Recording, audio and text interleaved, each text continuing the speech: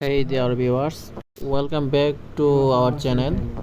Today we know how will main pump per pressure work and how to work ring wash process. প্রথমে আমরা Rings প্রসেসটা নিয়ে আলোচনা করব। এটি একটি কমন সমস্যা।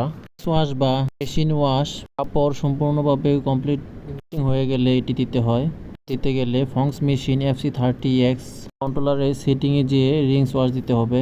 ওয়াশ শুরু হলে প্রথমে ডোজিং বাল্ব, দ্বিতীয়ত বাল্ব খুলবে এবং 3 নাম্বার ড্রেন বাল্ব খুলবে, 4 নম্বরে মেন পাম্প চালু থাকবে। ভিডিওতে দেখতে পাচ্ছি মেশিনের ভেজেলের সাথে একটি লাইন সরাসরি বাইরে চলে গেছে, এটি হচ্ছে মেশিনের ড্রেন লাইন। এবং একবারে নিচে দেখতে পাচ্ছি মেশিনের মেন ড্রেন বাল্ব এটি, এবং ড্রেন বাল্বের সাথে বাইপাস করা আর একটি ড্রেন লাইন দেখতে পাচ্ছি। এই লাস্টের দুইটি হচ্ছে ড্রেন লাইন। এর মেন ট্যাঙ্কিতে বাল্বটি সংযুক্ত আছে, এটি হচ্ছে ড্রেন লাইন। মেশিন ড্রেন লাইনটি এই বাটারফ্লাই বাল্বের সাথে সংযুক্ত। যখন রিংস ওয়াশ এর অপারেটিং কমান্ড পাবে তখন সর্বপ্রথম পানি ফিল হবে।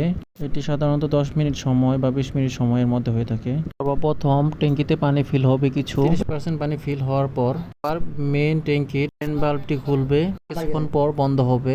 এই বাটারফ্লাই বাল্বটি হচ্ছে মেশিনের ড্রেন বাল্ব। মেশিনের ড্রেন বাল্ব থেকে পানি ড্রেন হয়ে আবার পানি ফিল হবে এবং সর্বশেষে দুটি ড্রেন বাল্ব দেখতে পাচ্ছি। রিংস ওয়াশ শেষের দিকে ড্রেন বাল্বটি খুলে যাবে। ফংস মেশিন নিয়ে আলোচনা করলাম। এখন থিস আই মাস্টার মেন পাম্পের পার প্রেশার কিভাবে কাজ করে এটি নিয়ে একটু বলবো।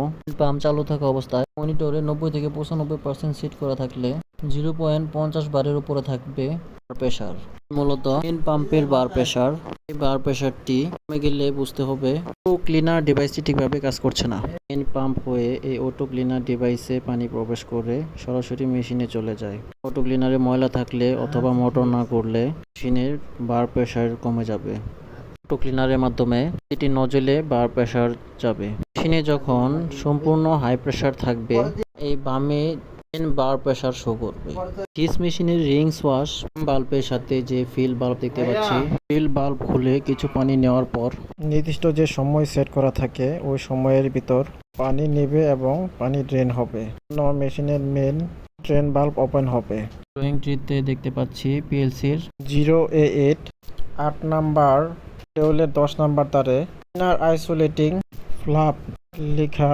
এই ড্রয়িং দেখে সলিনয়েড গুলো ভালোভাবে চেক দিয়ে রিংস ওয়াশের প্রবলেম সলভ করতে হবে।